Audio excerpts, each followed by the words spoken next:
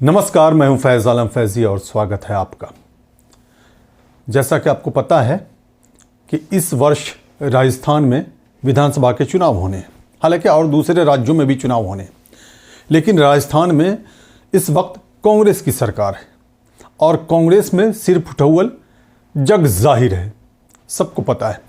एक तरफ अशोक गहलोत गुट, दूसरी तरफ सचिन पायलट गुट। सचिन पायलट उप मुख्यमंत्री थे, लेकिन अब वो उप मुख्यमंत्री नहीं है, हालांकि कांग्रेस में है।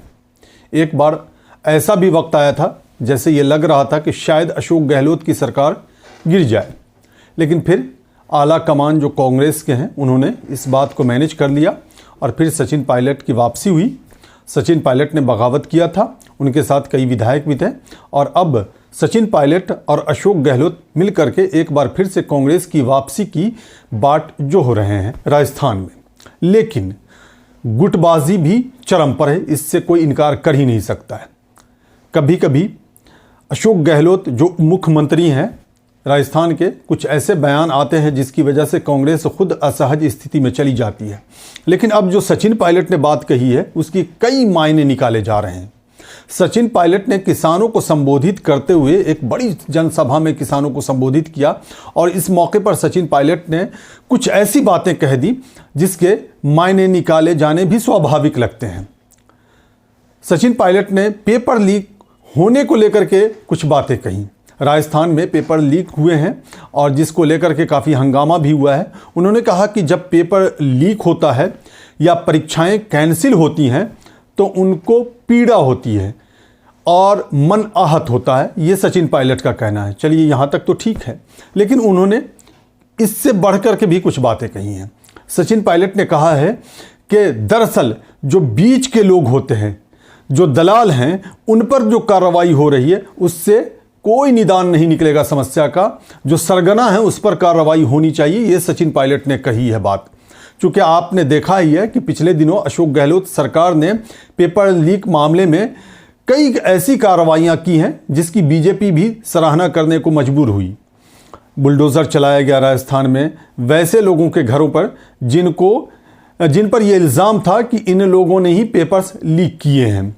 अब सचिन पायलट का यह कहना है कि जो सरगना है उसके खिलाफ कार्रवाई होनी चाहिए, यह सचिन पायलट का कहना है। जाहिर सी बात है, चुनावी मौके पर, चुनावी समर में इस तरह की बयानबाजी जब होती है एक गुट की तरफ से, तो दूसरे गुट वाले कुछ और ही समझते हैं और जो तीसरा पक्ष होता है यानी विपक्ष की अगर बात कर लें तो उसकी तरफ से कई तरह के मायने भी निकाले जाते हैं। माना तो ये जा रहा था, इससे पहले भी एक वीडियो में हमने इस बात का जिक्र किया था कि शायद जो आगामी विधानसभा चुनाव है उस मौके पर सचिन पायलट को मुख्यमंत्री पद का उम्मीदवार बना दिया जाए। मुख्यमंत्री अभी अशोक गहलोत हैं, लेकिन अगर चुनाव जीत करके कांग्रेस सत्ता में वापस आती है फिर से, तो सचिन पायलट को मुख्यमंत्री बनाया जा सकता है।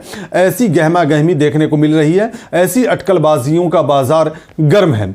लेकिन सबसे बड़ी बात यह होती है कि सचिन पायलट ने जो बात कही है उस पर अशोक गहलोत गुट की तरफ से क्या कुछ रिएक्शन आता है सामने, या अशोक गहलोत गुट खामोश रहता है इस पर। हालांकि सचिन पायलट ने इस मौके पर केंद्र की बीजेपी सरकार को और बीजेपी को जम करके कोसा, जम करके घेरा है कई मुद्दों पर, खास करके किसानों के मुद्दे पर। चूंकि किसानों की सभा को संबोधित कर रहे थे सचिन पायलट और उन्होंने कहा कि किसानों के सामने सरकार को झुकना पड़ा, यानी मोदी सरकार का जिक्र कर रहे थे जब किसान आंदोलन चल रहा था। जो 3 नए कृषि कानून बने थे उसी के हवाले से ये बात सचिन पायलट कह रहे थे। लेकिन उन्होंने कहा कि जो मांगे थी किसानों की वो पूरी नहीं की गई।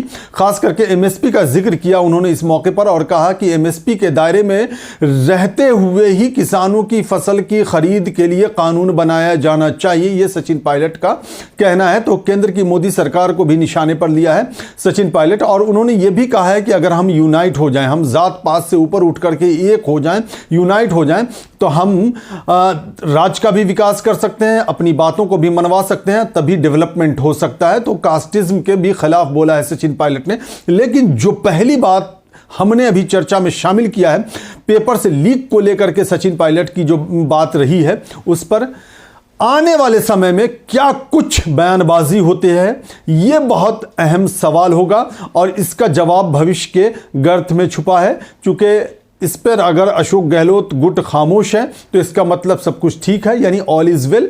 और अगर अशोक गहलोत गुट की तरफ से कुछ जवाब आता है, इसका मतलब यह है कि ऑल इज वेल नहीं है कांग्रेस में अभी भी। हालांकि भारत जोड़ो यात्रा के मौके से दोनों गुटों को एक किया गया था और दोनों गुटों ने यह साबित करने की कोशिश की थी कि राजस्थान में कांग्रेस एकजुट है और राजस्थान में परंपरा को बदला जाएगा और एक बार फिर से कांग्रेस सत्ता में वापस आएगी, चूंकि अमूमन यह देखा गया है कि राजस्थान में हर 5 साल में सरकार बदल जाती है। तो ये तमाम चीजें निकल करके आ रही हैं। जाहिर सी बात है इलेक्शन होना है, जैसे जैसे इलेक्शन का वक्त नजदीक आएगा इस तरह की कई सारी बातें निकल करके सामने आएगी जिस पर चर्चाएं खूब होंगी। तो अभी के इस वीडियो में बस इतना ही। हमें दीजिए इजाजत। नमस्कार।